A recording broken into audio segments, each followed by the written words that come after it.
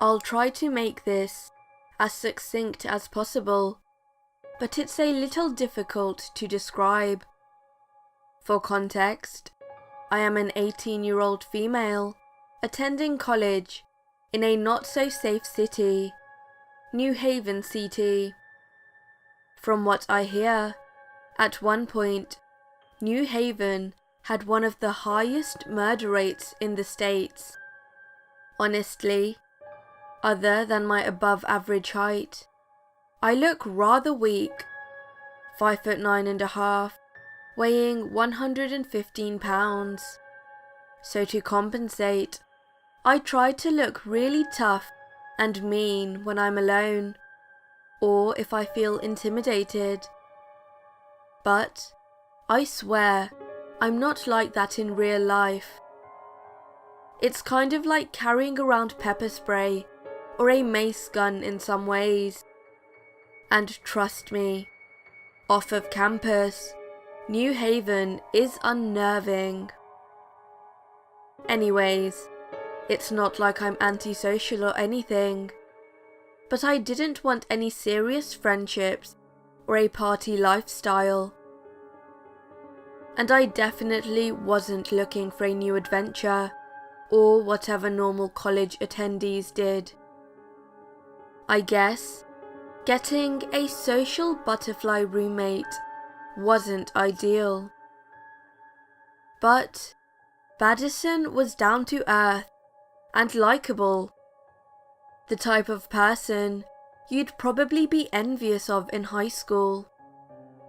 You know, nice, funny, smart, and pretty in the girl next door kind of way that rendered her attractive to the general male population. She was also a huge partier, and almost every single time she went out, she'd be up to some sort of mischief.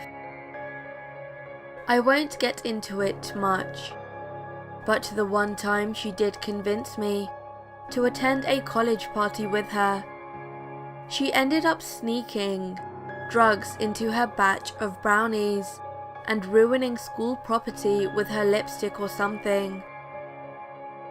The reason I'm taking the time to mention all of this is because it shows that she was a normal college girl. Notice the was. It all started when she started dating this guy, Briss. When I first met Briss, he was charming and similar to my roommate, as he was probably part of the more popular crowd in high school. As you can probably imagine, there's a deeper twist to the story. Briss was a huge pothead. He had manic bipolar and got expelled from numerous schools because of a tendency towards disturbing subjects. I'd later learn that the only way he'd gotten into this college was because of his family. He was also the reason why I got into an issue with Baddison. I don't really want to get too deep into it, but basically, I sided with someone who was harassed by him, and Baddison sided with Briss. And yeah, at first, Baddison was annoyed, but she seemed alright again in a week or so. But then that's when Baddison started acting really strangely. For some time, I'd wake up to find her sitting up on her bed, humming and chanting gibberish loudly. It was dark in the room, so I couldn't see her clearly, but I could make out her outline, curled up into a fetal position. As shocking as it might sound, I didn't really think much of it at first, thinking that it may have been some kind of religious practice. Now that I think about it, it could have been. Just not in the way I imagined. I've been feeling sick for more than a few months now. At first, I thought it was just a cold. The thing is, I usually never get sick, and definitely not to this degree. In fact, some of my fevers were so high that I had to be rushed to hospital. All the others were just a few degrees under that. Other things include tripping and twisting my ankle over absolutely nothing, almost mistaking sleeping pills for my vitamins, having sleep paralysis nearly every night, and finding little bundles of my hair everywhere. Baddison's also throwing blueberries, like literal blueberries, at the foot of my bed. I mean, she denies it whenever I ask, but I can assure you that it's her. That's weird, but what can I do? A few weeks ago, I woke up to a loud clattering sound. I turned on the lights immediately to find Baddison kneeling on the ground in front of my box of bobby pins. When I asked her what the hell she was doing, she simply replied with, "I think you took my pins." It's almost embarrassing to say this, but I've used enough of my beloved Muji bobby pins to know that they're not the same drugstore ones that she has. Also, hers are blonde and mine are black. In the moment, I was kind of weirded out, but I was too tired to argue.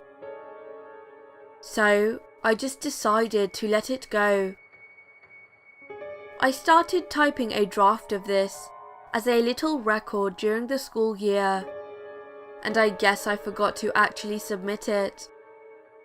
It's summer now, and I'm at my parents' house recording this. But I'll just share the last few details that really creeped me out, and finally made me decide to move in with some family friends. Remember the bobby pin incident? Turns out, she was looking through my bobby pins in search of hair. That also explains why I kept finding single bundles of hair swept underneath the bed.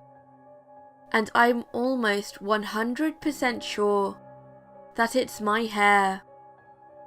My hair has the same dyed grey ends that occur in the bundles. Still, I never really said anything until this. I woke up to her scratching my back in the middle of the night. I'll just end it there by saying that I screamed like any normal human would if they found their roommate prodding their back and singing some eerie tune. You can probably tell that I'm recounting most of this after pulling numerous all-nighters while buzzed on G Fuel. So sorry if nothing makes sense. I don't know, I've done a little research on voodoo and curses, but I'm not even absolutely conclusive that she cursed me. Maybe she's just mad about Briss. If anyone has any explanations, or advice, or just thoughts, please share them.